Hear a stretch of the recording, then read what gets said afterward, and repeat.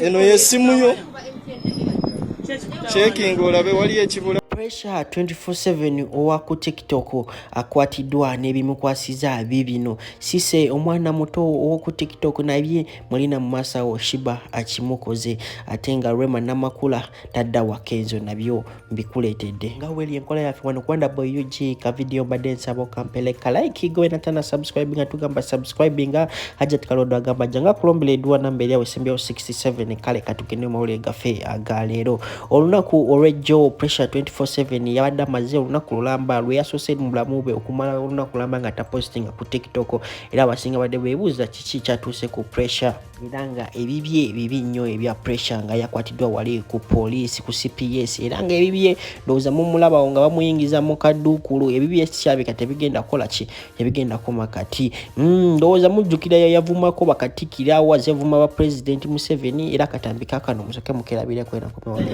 chaya kwa jamu jacket yo eno yesimu yo checking olabe wali ekibula yeyo wali ekisigaddeyo ensawo yabadde muki ebya Pressure nga tubirese Ceci omwana wa wali ku TikTok bambi olunaku orejo yakoze live wali ku TikTok nakaba maziga bambi oluvanyuma lwa full figure wamu n'abalala abangi abakazi wali basekadama wamu ne banakadamu babakadama bonna wali abawali ku TikTok okuvayo bamini bamuvumye omwana omuto wabula bana Uganda tebalina byakola ovayo bati notandika ovuma omwana omuto lwa talent ye kikiringo kuva eri notandika ovuma Diana n'abatanzi obanga azanye movie mu films ze bateruzanya mu ba trust films nazanyanga mwezi nomutandika kumukomenia continue Diana n'abatanzi olikenzi biki nga tokumanyi in person basinga babadde bavuddeyo nga bagamba basinga ababadde ba commenting nga bagamba nze omwana oyo jasomera sisola twalayo omwana wange bikukwatira kuwa ono mwana muto Segi jesi abazanya bintu bye nigo noviri nojayo butasoma abo nojayo buta ni banange ne full figure yatuswaziza nnyo nga wochulira era Queen Shiba feminist wa fegwe tulina weka mu Uganda yavuddeyo bambi namulwanira namugamba muno Ceci chobokola tulina okupowa emwe tulina powa ndoza comment majirabye wali eri mu maso video eri yasoso ku playinga nagamba muno Ceci chobokola tulina powa jasiyongeza amanyi bintu byokola birunje koze no mwana gwe mulaba she's among the biggest TikTokers in Uganda sawa zino ina ba followers abasuka milioni emu ya kwanga Miki seems to fana ina 1.1 nono mwana ina 1.1 kitegiriza tina ina amanyi gegamu ne Miki ya ate mubanga lya baga tono nyonyo kozi yakatandika kola ki yakatandika TikTok ya mwandilabye kufuchi mwandilabye talent gwaina yo nga tubitadde mabbali penge yavuddeyo naleta evidence oba naleta obwino bwe ku nsonga ya Eddie Kenzo wamu ne Hamuza naku zino kubeera babiri era yavuddeyo nagamba muno kyandibanga nga bakola contract noza ibe bintu mubimanyi nti no osobola kubeerawo nga wasa omuntu naye nga wabimwasiza muki mu contract nogamba muno kino na kino tube tubasiza banga we bati nga penge kyagamba mbu si bigambo byaffe wano kwanda boyiji yagambye muno mbu ayinza obanga yabadde nga wanga batya muno Eddie Kenzo kati obudde bwe busemberedde bokuddamu okudingana nani ne Rema namakula kyekyo kyeyategeeza lino obudde bwe bwokudingana ne namakula butuuse kyovola abanaku zino abeera nnyo ne Hamuza nga balaga teri kikola ki teri kisobola baawula Uno penge kabyeyogereko era abyeyogerere era nkomewo ne bajjo olwatandise okunoga ku ttuuki kye bayita ettutumu alitegedde alina options ebbiri tali mu position egamba liema nti kulaba oti omukazi ajja kudduka naye obedda aliraki azze mu limelight gwokola ki era yafuuka kiggala mu kusooka naye omwana musuuzi ono omusajja mugezi mwegendereza ebintu Kenzo byakola omwana oyo manyi waakiri president today wabayimba mwegendereza ebintu Kenzo byakola 1 Kenzo mu magezi ge yategeera nti nno mu Katonda mu ggulu omukyalo ono waba abeera n'omusajja ono omusajja abeera step daddy kati Kenzo kye yakola yasooka n'okwekolera move ya Hamuza omugira mu public omulaga nti sina mutawaana ng'omuntu alina kyaluuzinga nti ono wabeera waliwo omwana wange. That means technically step daddy. Omwana wange ne wakololo n'omusajja yawulira mu nnyumba. Kenzo omweto wazeewe n'asooka n'abala olwakuba ekyaleema. N'agamba ono omusajja munnange nina okuteekangawo ebbako lyonna mu public tukwatagane. Kati naye abakazi mugenda kikola mutemba basindike mukulya ebisiyaga. Gavumenti ya Uganda lwaki fe banninga biroboti. Era lwaki mukiriza tuwa yensi yaffe mikono gya sitaani. Era lwaki gavumenti eyiseteeka erigamba temuleta biroboti bya Elon Musk mu Africa kuba bigenda kono n'agavubuka.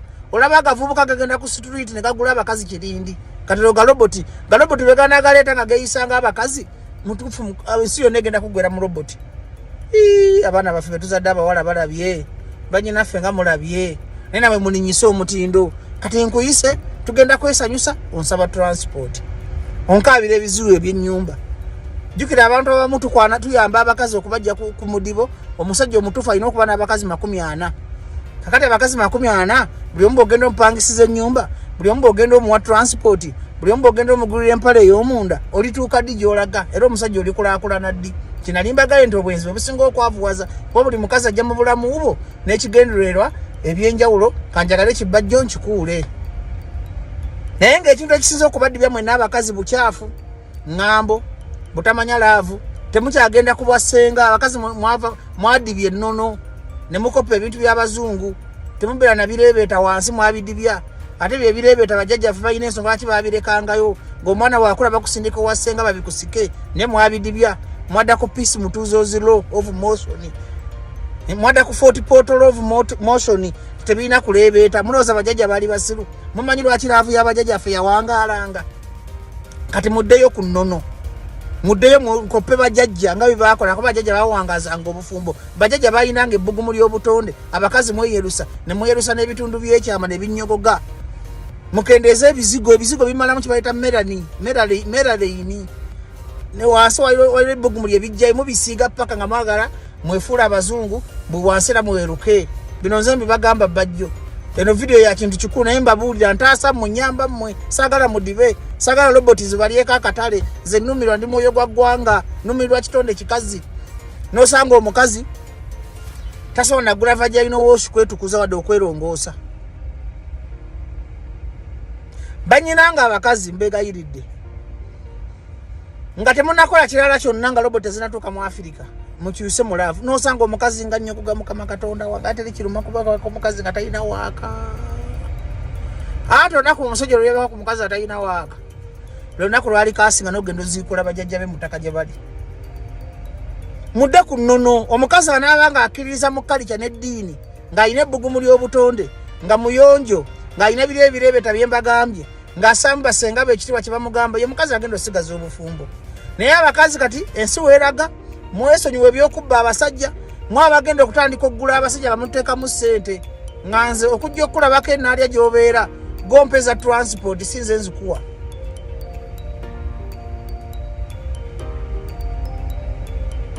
Babuulirira bino bizembi mu Uganda terayinza bibagamba. Banyinaffe mwetereeze. Omukazi najja n'akukyalira talina waaka, ayombye tomuwadde za transport, akusanze wakakusabye ez'akameeza, ayombye ne bajja. Abakazi mugenda kufuuka ekisekererwa mu Uganda. Naye nga mwena munegattako tulwanyise roboti zireme kuyingira mu Uganda, tulwanyise ne Luminata leme kujja mu Africa, kubanga ensi egenda mu buseego obusembayo zisobola kukkiriza abakazi mu ddibe. Nze freedom fighter ngenda kwekalakaasa gavumenti ya Uganda bwenekkiriza roboti bagenda kunkuba amasasi ku lwammwe wadde muyina ebikyamu byammwe ne bimutukola.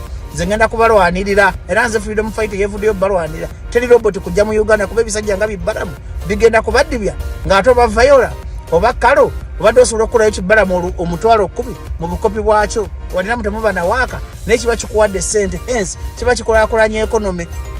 Kati waliwo ebisajja ebitawasa nga byo bikebezi bukebezi nga biga kankebere ku kalo, nkebere ku vayola, kankebere ku NTV yonna. Kati mujja kuba mugaddewo abakebezi. Omusajja bane guloboti gwe ne gukola bane sitaani. Ne namwe abasajja mutujjeeko amaalo. Ate muna ebiroboti bijja kutunda bina Uganda birina amaalo. Naye weebaka otya ku sitaani? Gomanye yakoze roboti ezo kyagenderera kudibya bakazi nakulaba nga atumbula ebisiyaga kuba bale tulwaniride ebisiyaga mu Uganda kati bagenda tubatwalire ebiroboti bimene abikiriza okujja mu Uganda government ya Mwami Museveni mugenda kutumbula ebisiyaga ate Katonda agenda kusanyawo Uganda bwe mutalwanyisiga roboti eno video gitambuze ku buli mukazi wetereza abadde omukyafu abadde awunye manga genda onaabe igava jaino field tokuzanjala engalo zinebirize sagala kudda mu bintu byabasenga mumuyige muyigiriza abana okunaba n'okuwunya obulungi omukazi osobola n'okuba ng'olina waakalwa obuyonjo kintu kikulu nnyo mulaavu nze bino byembabula teragenda bibagamba kale kamberekereze kubanja kwogera ebiyitira ndi musajja wa buvunaanyizibwa ndi president ndi professor ndi honorable kati naye tekiŋŋana kwogerako ku mbeera za bulijjo kuba nze muntu alumirira omuntu wa wansi ndi mwoyo gwa ggwanga ku bakazi ngenda balwanirira roboti zireme batwalako basajja